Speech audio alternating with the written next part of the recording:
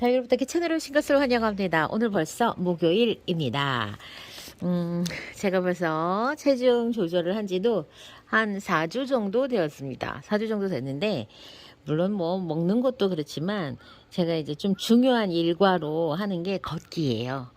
어, 원래 워낙에 무게가 많이 나가다 보니까 다른 운동을 섣불리 했다가는 발목과 무릎에 크게 이제 무리가 온다고 다들 걷기를 추천을 해가지고 처음 시작은 하루에 3,000보 정도 걸었고요. 보통은 7,000보를 이제 걸은 지가 이제 좀 됐고, 그리고 이제 10,000보를 넘기려고 좀 많이 애를 쓰고, 그 다음에 또 이제 10,000보가 지나서 15,000보 정도를 걸으려고 되게 많이 노력을 하는데, 궁극적으로는 하루에 2만 보를 걸으려고 하면 생활 걸음이 한 3,000보 정도 된다고 하는데, 제가 한번 뭐 외근을 한 번씩 나갔다 오고 하면은 제 생활 걸음이 한 5,000보 정도 되더라고요. 그래서 어 하루에 2만 보를 걸으려고 노력을 하는데, 2만 보를 걸으려고 하면 진짜 작정을 하고 10,000보 이상을 제가 걸어야지만 그게 가능하더라고요. 하고 어제 처음으로 이제 하루 2만 보 걷기를 해봤어요.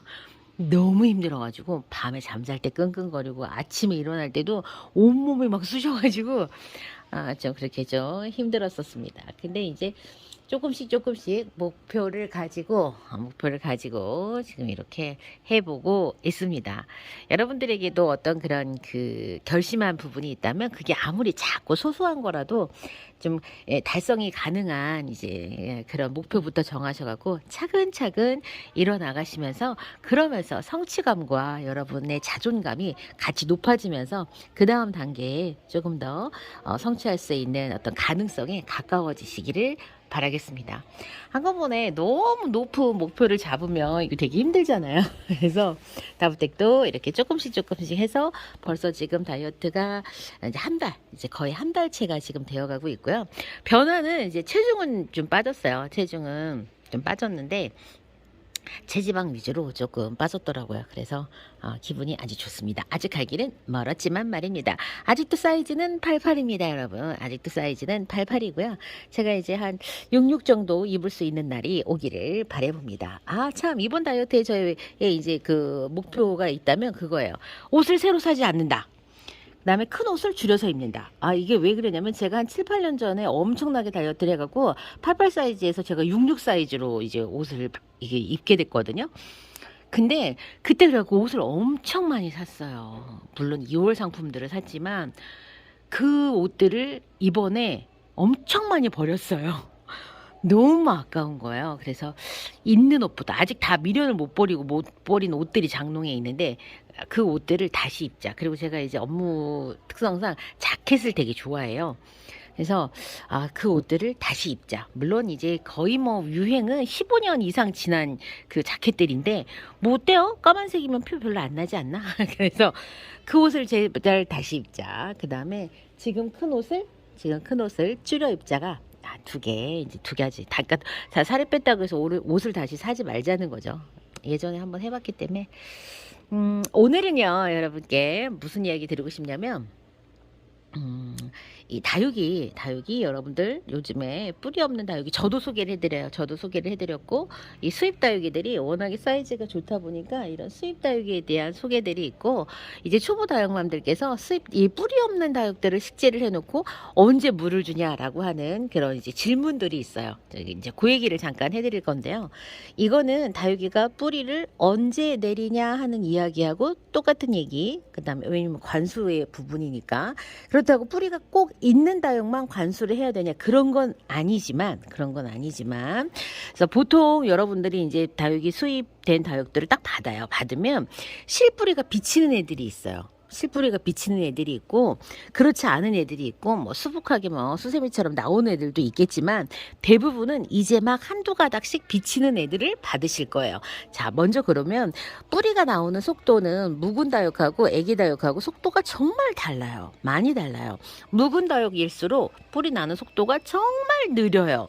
이게 사람으로 생각한다면 우리 이제 성인들 막 50대 60대 그 간 성인들이 상처에 대한 치유 회복 능력이 뭐 이제 10대 애들보다 현저하게 낮은 것처럼 다육들도 그래요.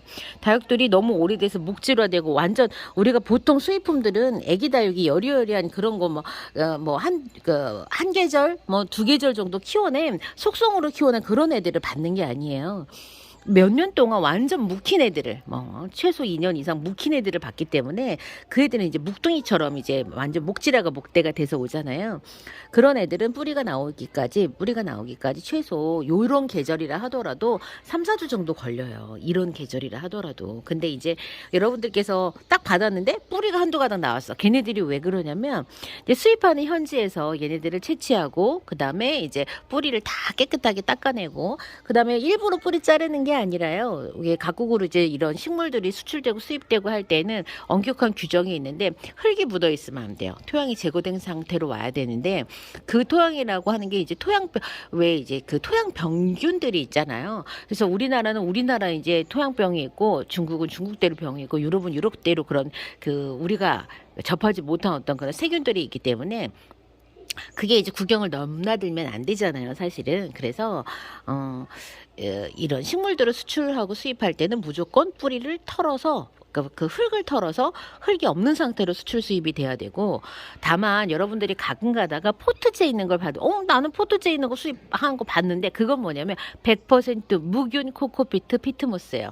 보통 우리가 코코피트 같은 경우에는 야자수 그 껍데기를 이렇게 분쇄해가지고 말려갖고 만든 원유 용토인데 쪄서 이렇게 100% 완전 살균을 해버리는 그런 용토들이 많아요. 그래서 코코피트랑 피트모스 같은 그런 원유 용토에다가 식재를 해가지고 뿌리를 내려서 수출되고 수입되는 경우들은 있어요.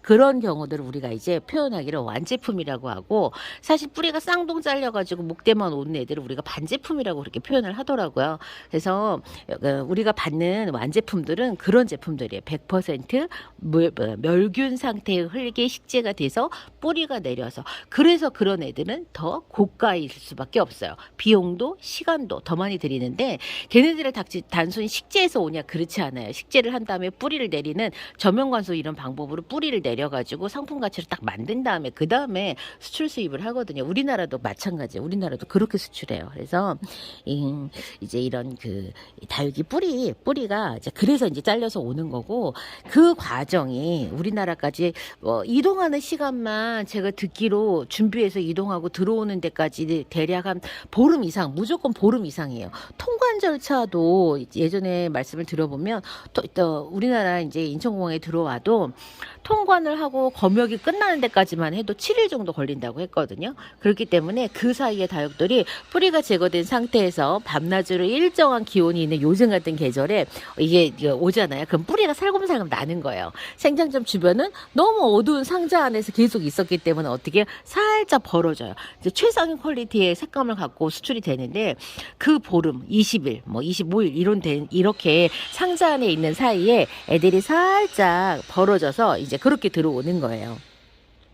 자, 이제 뿌리 나는 시간에 관해서 이야기를 드리고자 하는 건데요. 여러분들, 그래서 실뿌리가 비치기 시작하는 거예요. 실뿌리가 그제서야 비치기 시작하죠. 시간이 얼마 정도 걸렸나요? 3주. 그래서 묵은둥이들 적심을 딱 해가지고 요 계절에 봄에 뿌리가 나기까지 여러분들 대략 3, 4주 정도 된다 생각하시면 돼요. 그래서 요즘에 여러분들이 받으시는 수입품들은 대부분 다 적심이 되고 나서 뿌리가 다 털리고 나서 3주 정도 이상 됐다 생각하시기 때문에 이제 곧 뿌리가 나온다 이렇게 이야기를 합니다. 그러면 식재를 딱 했어. 뿌리가 살금살금 나왔어. 식재를 했어. 그럼 어떻게 해요? 식재를 일단 하면 약간의 습을 줘요. 이미 여러분들이 사용하는 배양토에 약간의 습이 있거든요. 그런데 습을 살짝 주는데 어떻게 주냐면 뿌리 근처에다가 주지 마시고요. 여기 이제 화분가에다가 식재를 했으면 화분가에다 살짝 줘요. 그래서 습기를 줘서 이 그 다육이 뿌리가 이 습을 따라서 빨리 이렇게 좀 뿌리를 내는데 좀 더 도움이 되라고 그렇게 이제 관수를 하는 거예요. 뿌리가 없는 상태에서의 관수는 다육이 자체한테 수분을 공급한다는 의미가 아니라 뿌리가 좀 더 빨리 날 수 있는 습한 환경을 만들어주기 위해서 우리가 관수를 해요. 그래서 뿌리가 없는 다육들 수입을 했을 때 그 다육들 이제 여러분들 받으셔가지고 식재를 하면 제가 그래서 어떤 방법을 하라고 했냐면 식재하고 나서 여기 주변에다가 양념통 같은 걸로 한 바퀴 삥 둘러주세요. 그런 다음에 다시 또 뭐 며칠도 괜찮아요. 며칠 혹은 3, 4일 뭐 그 2, 3일 정도에도 다시 또 삥 둘러주고 또 삥 둘러주고 그렇게 해서 최소 7일에서 10일 정도가 지나고 난 다음에 그 다음에 양을 조금 더 늘려요. 2배 혹은 3배 정도 양을 늘려서 다시 삥 둘러줘요. 그런 식으로 해서 뿌리가 우리가 어느 정도 낫겠거니 추측을 하면서 관수를 해야 되기 때문에 처음에 여러분들 만약에 그 뿌리 없는 다육이 분갈이 한 다음에 여러분들께서 너무나 많은 그 물을 주게 되면 과습이 일어나면서 절단된 부분에 약간의 이제 어떤 그런 무름 증상이라든가 이런 게 생길 수 있어요. 그렇지만 사실 3주 동안 이미 절단돼서 말려서 왔기 때문에 이제 우리 사람처럼 딱쟁이가 이미 다 앉아서 그런 일은 사실 그렇게 많이 일어나지는 않아요. 그렇긴 하지만 어쨌건 이제 뿌리 없는 다육들을 너무 습한 곳에 오래도록 두면 이제 물러지는 현상들이 생기니까 그래서 관수는 이제 그렇게 이제 하시면 돼요. 그래서 과습만 하지 너무 푹 주지만 말라는 거. 너무 푹 주지만 말고 또 하나는 이제 뿌리를 내리는 다육들은 거친 우리가 사용하는 너무 거친 배양토보다는 상토 성분이 좀 더 들어간 게 사실은 더 나아요. 그게 더 확실하게 더 낫기는 해요. 왜냐면 거칠거칠한 그런 그 배양토에서 뿌리를 내리는 것보다 보슬보슬한 그 상토에서 뿌리를 뻗어가는 게 훨씬 더 편하기 때문에 여러분들이 상토 성분은 조금 더 넣어가지고 얘네들을 활착을 먼저 시킨다 이렇게 생각하시는 그런 분갈이를 하시는 것도 추천을 드려요. 저는 그래가지고 웬만하면 이제 뿌리 없는 다육들은 제가 약간 조금 보들보들한 흙에다 식재를 하려고 이번에 노력을 했거든요.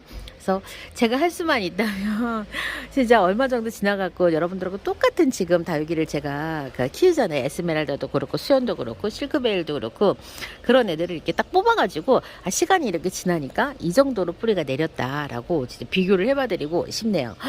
용기가 필요하죠? 한번 화분에 들어간 다육이를 뽑기란 진짜 힘든 일이거든요. 그래서 이제 이런 이야기들은 여러분들 다시 한번 또 제가 요즘에 계속 고민하는 부분인데요. 과연 내가 지금 사용하고 있는 배양토의 비율이 내가 다육이를 키우는 데 있어서 최상일까라는 고민을 정말 많이 해요. 제가 제 다육들을 이렇게 보지만 다육들이 계속 쪼그라들어요. 계속 쪼그라들고 제 거 라피네 지금 엄청 쪼그라들었거든요. 많은 분들이 그러실 수 있어요. 지금 무거지고 있네 이렇게 할 수 있지만 저는 원하지 않거든요. 저 라피네 얼굴이 더 컸으면 좋겠는데 얼굴이 진짜 이제 3분의 한 1토막밖에 안 남은 것 같아요. 요 핑크 엘프는 얘는 지금 뭐가 이제 좀 맞나 봐요. 얘는 얼굴 사이즈가 조금 크고요. 얘는 약간 커요. 약간 큰데 제 거 라피네는 지금 계속 쪼그라들고 있어요. 그렇다 하더라도 같은 화분에 식재를 해도 어떤 다육이는 얼굴을 또 키우기도 해요. 키우기도 하고 또 어떤 다육이는 얼굴이 쪼그라들기도 하고 이런 차이들이 있는데 제가 어떤 포인트에서 그런 차이가 있는지 정확하게 아직 파악을 못했어요. 그게 관수 때문인 건지 아니면 그 다육이 어떤 그런 특성 때문에 그런 건지 뭐 뿌리가 굉장히 많이 나갔고 물을 줬다 하면 그냥 온몸으로 물을 막 다 빨아들이는 그런 컨디션이기 때문에 그런 건지 아직까지 그거는 잘 제가 파악을 못 해가지고 그러니까 내가 그걸 잘 모르니까 화분 안에 물이 머무는 시간을 나는 조금 더 늘려야 되지 않을까라는 고민을 지금 계속 하고 있어요. 근데 이제 이런 거는 다 각자 이제 환경에서 여러분들의 다육이 키우는 거를 여러분들께서 많이 경험하셨기 때문에 이제 거기에서 판단을 이제 하셔야 하는 거죠. 이번 시간은 제가 여러분께 수입 다육이 분갈이 하고 나서 첫물을 언제 주나요? 물을 어떻게 주나요? 뿌리는 언제쯤 내리나요? 라고 하는 우리 초보 다육맘들의 질문이 있어서 이렇게 답을 좀 드렸습니다. 관수의 기본은 첫 번째 어떻게 해요? 자, 목마른 다육이, 물이 필요한 다육에게 관수라는 것도 있지만 두 번째 어떤 게 있어요? 아직 뿌리가 없는 다육이 습한 환경을 만들어서 뿌리를 내릴 수 있도록 도와주는 것도 있습니다. 그게 이제 우리가 분갈이한 다육이 이제 또 그 다음에 이렇게 뿌리 없는 다육이 식재를 했을 때 이제 그렇게 하는 거죠. 적심했던 그런 다육들 같은 경우에는 대기 중에다 그냥 놔둬도 그냥 꾸덕꾸덕하게 마르고 그다음에 물이 필요하면 자기들이 이제 뿌리를 다 내려와요. 이제 그때 이제 분갈이를 해줘도 되는데 이게 조금 더 빨리 하고 싶다. 그러면 약간 습한 곳에 얘네들이 대신에 과습이 있으면 안 되기 때문에 물이 있는 데다가 물꽂이처럼 그 위에다 딱 올려놓으면 이제 우리가 좀 더 빨리 나오는 게 아닐까라고 하는 그런 생각을 하게 되는 거죠. 실제로 실험은 하지 않았기 때문에 정말 그런다고 해서 빨리 나올까? 이제 그런 건 아니지만 그래도 습도가 높은 곳이 습도가 높으면서도 과습이 없는 그런 환경에 얘네들이 다육이 뿌리가 좀 더 빨리 나오지 완전히 이렇게 통풍이 잘 돼가고 건조한 환경에서 더 빨리 나오는 건 아니겠지라고 하는 일반 상식에 근거한 그런 이야기. 그 부분은 저는 아직까진 그래요. 실험돼서 이제 과학적으로 이제 이게 막 비교된 게 아니니까. 뭐 제가 해본 거 아니고요. 아직까지 누가 그런 실험한 거 저는 못 찾아봤어요. 그러니까 있을 수도 있는데 제가 찾지 못했기 때문에 이렇게 이야기 드려요. 근데 이 영상을 보시는 누군가가 제가 비교하는 실험을 봤어요. 그래서 차이가 있던데요? 차이가 있던데 없던데요? 라고 하는 거 혹시 보셨으면 댓글로 남겨주시기 바래요. 저 이번 시간 여기에서 마칩니다. 다음 시간 다시 봬요. 안녕히 계세요.